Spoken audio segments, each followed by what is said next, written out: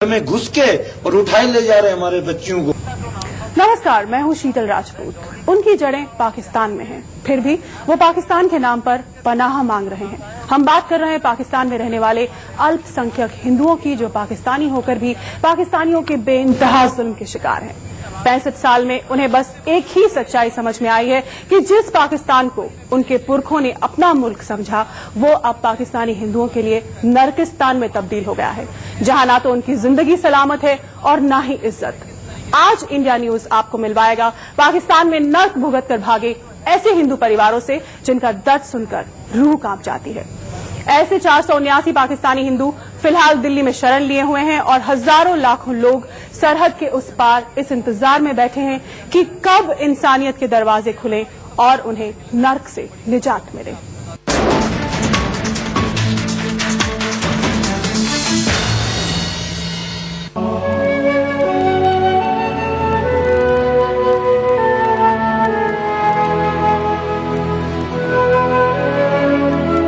पराए देश की तंग कोठरी जब जन्नत लगने लगे,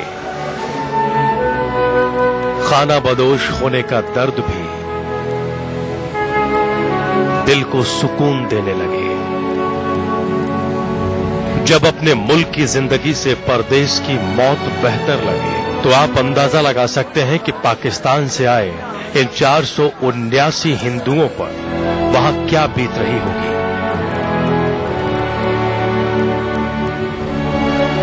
दिल्ली के कापड़सेड़ा बॉर्डर इलाके के स्कूल के कमरों में शरण लिए हर शख्स की आप बीती एक जैसी है।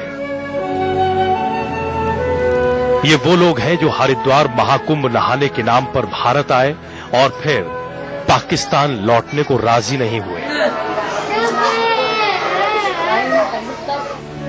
इनके हाल पर तरस खाकर भारत सरकार को भी इनके वीजा की मियाद 1 महीने बढ़ानी पड़ी। इंडिया न्यूज ने जब इन पाकिस्तानी हिंदू शरणार्थियों से बात की, तो सामने आया पाकिस्तान में अल्पसंख्यक हिंदुओं पर जुल्म और वहशीपन का घिनौना चेहरा। वहां न तो इनकी जान महफूज है और न ही इज्जत। अपने और अपनों पर बरसों से ढाया जा रहा कहर याद आता है तो आंखें खून के आंसू रोने लगती हैं। मेरी बहन थी, चाचू की लड़की मेरी बहन थी, बुढ़े थे, माँ बाप बुढ़े थे। उसको कोई उठा के ले गया, वो कश्मीर तक ले गया। हम इधर इधर ढूंढ ढूंढ के मर गए। बहुत जगह कोर्ट अदालत उधर उधर ढूंढे, उधर पे नहीं मिला। 1-2 साल हम ढूंढने में लग गया, ना किसी ने हमारी प्रयास सुनी, ना किसी ने कुछ बोला। माँ बाप बुढ़े रो रो के, अब्बू तो साल के 5-6 महीने मर गया, अब्बू बीमारी, और अम्मा रो रो के मर गई। फिर बहन का पता चला और बहन का चला कश्मीर में थी, जब 3 बच्चे हो गए लड़के। वहाँ पे लड़कियाँ हम बाहर नहीं निकलती हैं, बाहर निकलती हैं तो मुसलमान उठा के ले आते हैं। चाहे 4 साल की हो, चाहे 5 साल की हो, उनके साथ बुरा सलूक करते हैं, उनके साथ बहुत ही बुरा सलूक करते हैं। तो इसलिए मेरे मम्मी पापा देख देख के उन्हें डर लगता था, तो इसलिए मुझे कभी घर से बाहर नहीं निकलने दिया। कभी भी मैं अपने घर से बाहर नहीं निकली हूँ, मैं अपने घर में ही रही हूँ। तो इसलिए हर लड़की की ख्वाहिश होती है पढ़ने की, तो मेरे को कभी भी स्कूल जाने के लिए मुझे कभी नहीं मम्मी पापा ने भेजा, क्योंकि आज इनके साथ हो रहा है, कल ना मेरे साथ ऐसा हो जाए। पाकिस्तान में बहुसंख्यक गुंडों की सबसे आसान शिकार महिलाएं ही हैं। कराची के पास एक गांव में रहने वाली यशोदा को अपना गांव याद आता है तो सिहर उठती है, क्योंकि उधर शहर में जब निकलते हैं उस तरह के जुल्म के, क्योंकि अपनी जोड़ते जाते उसको बोलते हैं तुम मेरी बन जा। इस वजह से वो बोलती हम आपकी नहीं बन सकते हैं, क्योंकि इस वजह से वो मेरी नानी थी, लगती थी। उसको जो लेके छुरी डाल दी 3 जगह से, उसकी हमारी कोई दाद फिराद नहीं की और हम उसको अस्पताल में जाके दाखिला की। अस्पताल में दाखिला करके वो ठीक होगी। रोज तिल तिल कर जिल्लत भरी मौत के लिए अब ये पाकिस्तानी हिंदू भारत से लौटना नहीं चाहते। ये वो हिंदू हैं जिनके पुरखे बंटवारे के वक्त भारत आने को तैयार नहीं थे, क्योंकि उन्हें मोहम्मद अली जिन्ना के वादे पर एतबार था कि पाकिस्तान में उनके साथ धार्मिक आधार पर कोई भेदभाव नहीं होगा। लेकिन पिछले 65 साल में पाकिस्तानी हिंदुओं ने जो नरक भुगता, उससे पाकिस्तान में रहने वाले करीब 35 लाख हिंदुओं में से 80% लोगों का अब वहां दम घुट रहा है। इन्हें लगता है कि मोहम्मद अली जिन्ना के वादे पर एतबार करके उनके पुरखों ने गुनाह किया, जिसकी सजा पुश्त दर पुश्त भुगतनी पड़ रही है। भारत में शरण लिए पाकिस्तान में हैदराबाद के हाला गांव के हनुमान प्रसाद बताते हैं कि उनके जैसे करीब 3000 लोग ऐसे हैं जो भारतीय वीजा मिलने का इंतजार कर रहे हैं ताकि पाकिस्तान के जालिमों से पिंड छूटे। बहुत से लोग हैं, वैसे तो 80% जो पाकिस्तान में 100 में से 80% जो हिंदू रह रहे हैं वो आना चाहते हैं, दुखी हैं। और हमारे कुछ परिवार हैं, कुछ वो बहुत से हैं, उसमें 2000-2500 पासपोर्ट रहे पड़े हैं, उसकी अप्लाई कर रहे हैं। अब भारत सरकार वीजा देंगी तो वो आएंगे। पाकिस्तान में हिंदुओं पर मंडरा रहा संकट अब भारत के लिए भी बड़ा सवाल बन चुका है। सवाल ये कि अगर पाकिस्तान से भी हिंदुओं का पलायन बड़े पैमाने पर हुआ तो क्या होगा। भारत में पहले से ही करीब 60,000 अफगान, 1 लाख श्रीलंकाई तमिल, करीब 1.25 लाख तिब्बती बौद्ध और 1 करोड़ बांग्लादेशी शरणार्थी मौजूद हैं। ऐसे में अगर पाकिस्तान से 20% हिंदुओं ने भी भारत में शरण मांगी तो करीब 7 लाख पाकिस्तानी हिंदुओं को पनाह देना क्या आसान होगा। भारत इन्हें इंसानियत के नाते पनाह दे दे तो भी बड़ा सवाल यह है कि इन्हें रोटी, कपड़ा और मकान जैसी बुनियादी सहूलियतें कौन देगा और कितने दिन देगा। पहले से ही बेरोजगारों की अपनी फौज से जूझ रही भारत सरकार इन्हें रोजगार मुहैया करा पाएगी, ये उम्मीद तो कोई नहीं कर सकता। फिर क्या होगा इन पाकिस्तानी हिंदुओं का अंजाम। इन्हें बेमियादी पनाह मिलेगी या फिर इन्हें लौटना होगा वापस उसी नरक में जहां से ये भाग कर आए हैं। इन सवालों के जवाब फिलहाल किसी के पास नहीं है। दिल्ली से पारुल भाटी, इंडिया न्यूज। तो आखिर क्या होगा इनका, क्या इन्हें यहाँ रहने को मिलेगा परमानेंटली जैसा कि ये चाहते हैं, या फिर 1 महीने का जो इनका वीजा बढ़ाया गया है, 1 महीने के लिए इन्हें और मोहलत दी गई है इस देश में रहने की। ये सब तमाम बातें हैं जिस पर हम चर्चा करेंगे। हमारे साथ इस वक्त एक पूरा ग्रुप यहाँ मौजूद है, एक झुंड यहाँ पर है। ये तमाम उन्हीं लोगों का हिस्सा है, 480 लोगों का, जो आए थे कुंभ नहाने के लिए और उसके बाद अब वापस नहीं लौटना चाहते। आपका इन सभी से मैं इंट्रोडक्शन कराती हूँ। ये हमारे साथ मौजूद है, सुखनंदन है, ये रुक्मिनी है, हनुमान है और जमुना है। उनके साथ ये तमाम लोग हैं जिनसे जब हम बातचीत करेंगे तो आपको जानने को मिलेगा कि किसकी क्या कहानी है। सबसे पहले मैं जाऊंगी हनुमान के पास।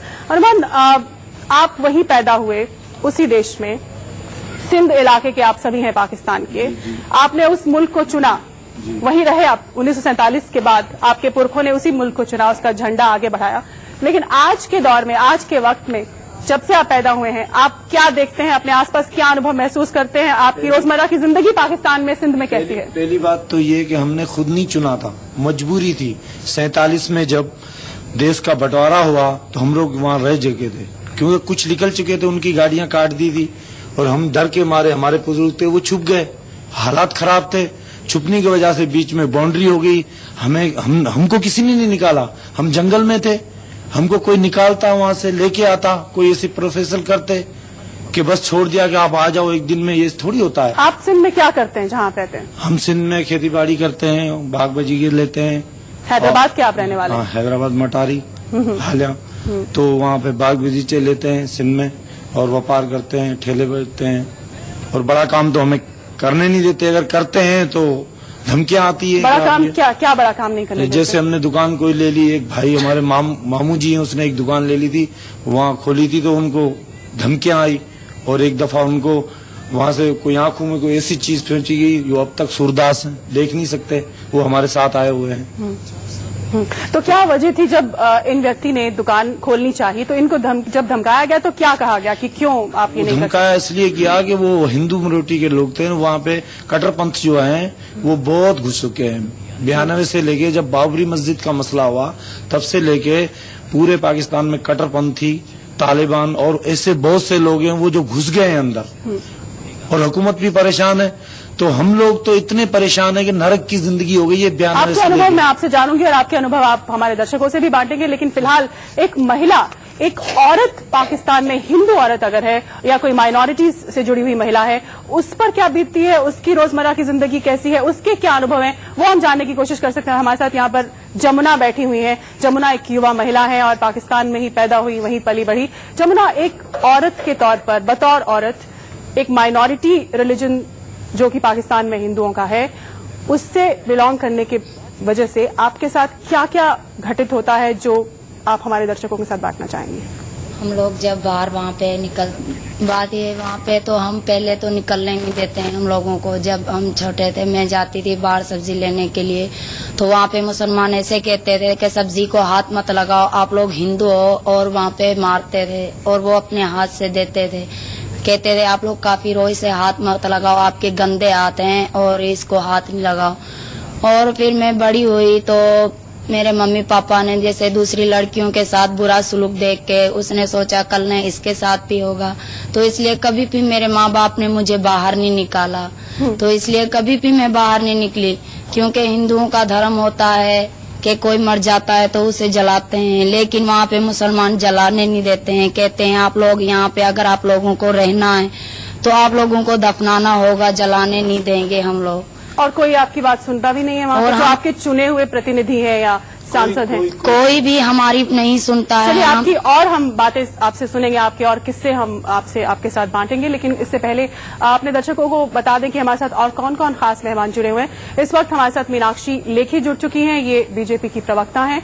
साथ ही हमारे साथ जुड़े हुए हैं अखिलेश प्रताप सिंह, कांग्रेस के नेता, और मौलाना यासूब अब्बास, मुस्लिम धर्मगुरु, ये हमारे साथ लखनऊ से जुड़े। इन सबके पास जाएंगे। सबसे पहले मैं बात करूंगी मीनाक्षी से।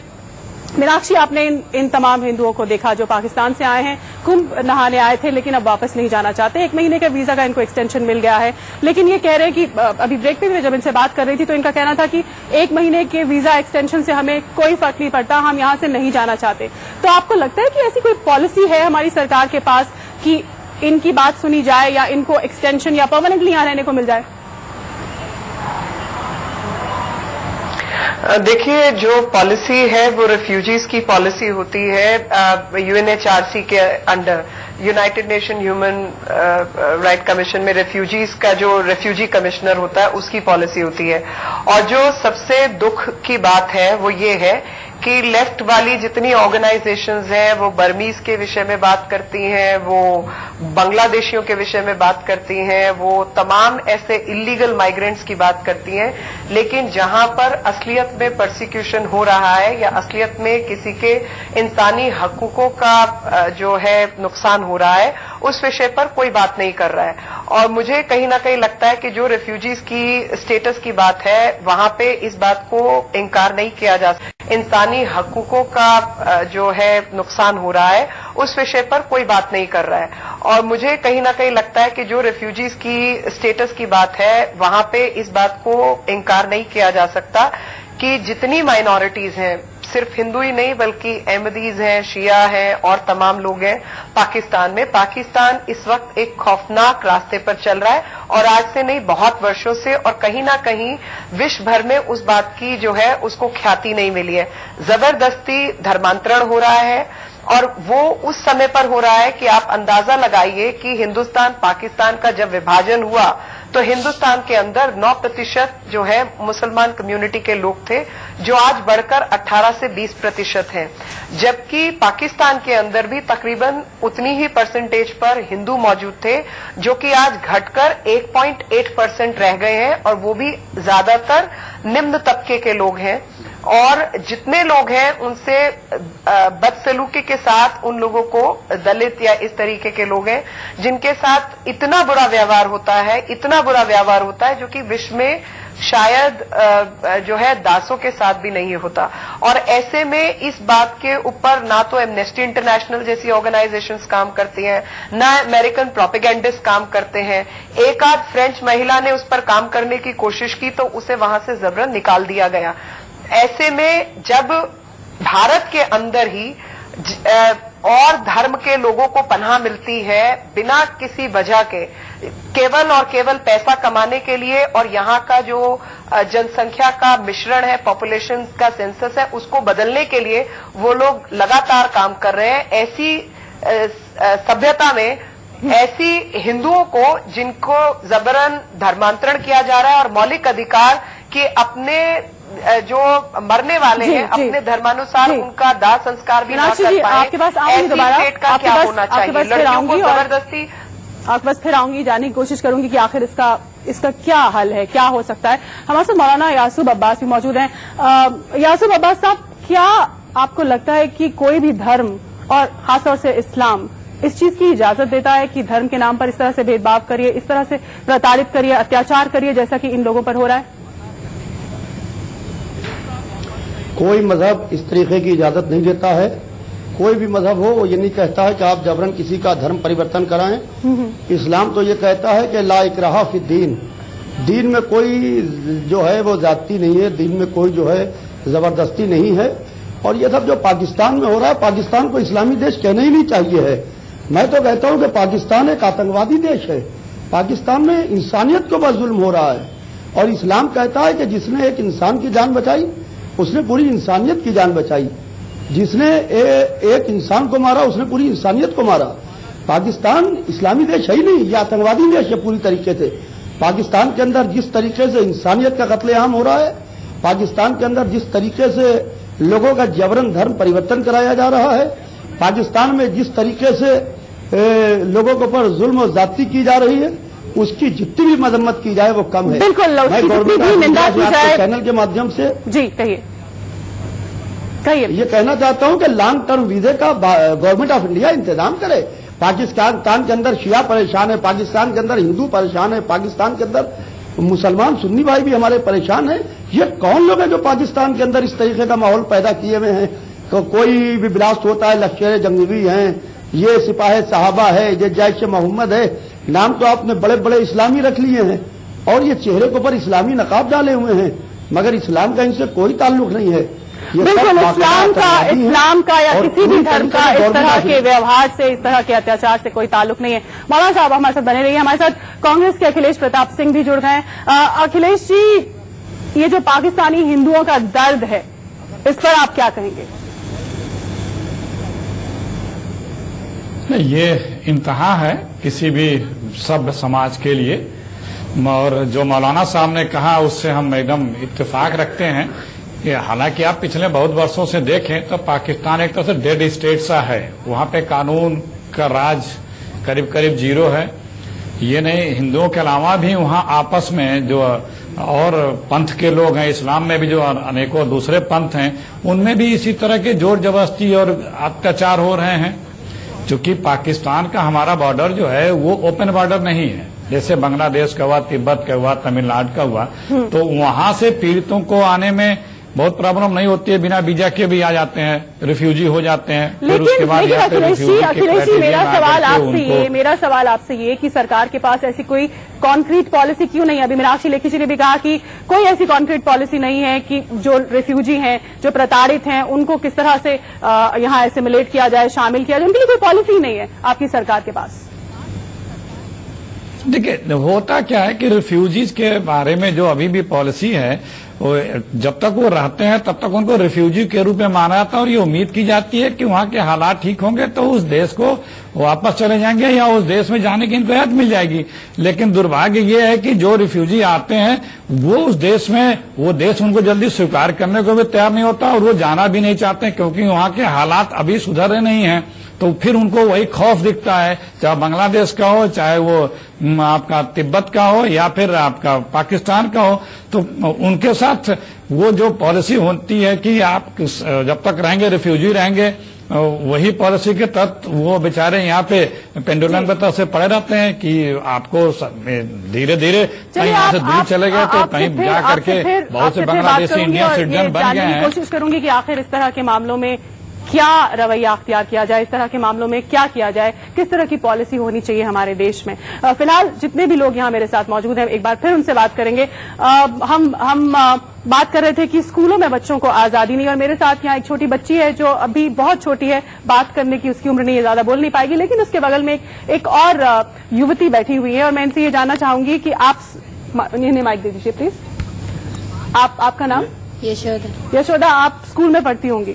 जी, मैं स्कूल में नहीं जाती, स्कूल में जाती तो कलमा पढ़ाया जाता, इस वजह से हमारे को स्कूल में नहीं भेजना चाहते। आप कब तक स्कूल गई और फिर कब आपने स्कूल जाना छोड़ दिया? हम स्कूल ही नहीं गए, पढ़ने के लिए नहीं गए, क्योंकि हमारे को पढ़ने के लिए जाते उधर पढ़ाई नहीं कराते, कलमा शरीफ पढ़ाते और हमारे को उधर छेड़छाड़ करके ले जाते, इस वजह से हम नहीं पढ़े। तो आपके माता पिता ने, घर वालों ने आपको स्कूल ही नहीं भेजा? जी नहीं। एक लड़की जो कि 16-17 साल की है, वो और जो हिंदू है या किसी और माइनॉरिटी से संबंध रखती है, वो कैसा महसूस करती है? बहुत असुरक्षा की भावना होती होगी, इनसिक्योरिटी लगती होगी हमेशा? जी वो पंथ अलग है, वहाँ पे क्रिश्चियन मजहब के लोगों को मतलब अकलियत के हिसाब से पाकिस्तान में क्रिश्चियन मजहब को वहाँ पे सिक्योरिटी, हर चीज इज्जत दी जाती है। हिंदू मजहब को कोई इजाजत नहीं दी जाती है उधर, जानम से जिंदगी बदतर है उधर। लड़कियों की बात हम करें तो स्कूल में पढ़ने वाली जमुना कुछ कहना चाहती है? मैं एक सवाल पूछना चाहता हूँ कि आप वहाँ की जो आतंकवाद हो रहा, हमको उनके साथ क्यों जोड़ रहे हैं? उनके साथ जोर जबरदस्ती हो रही है, हमारे साथ जोर जबरदस्ती हो रही है। ये आपने अहम बात कही, आप आतंकवादी की और हमको क्यों जोड़ रहे हो? वो आतंकवाद हो रहा है और हमारे साथ जबरन हो रहा है, घर में घुस के और उठाए ले जा रहे हैं हमारे बच्चियों को, और हम 10 साल की बच्चियों की शादी करवाते हैं, 12 साल में माँ बनती है, तो उनका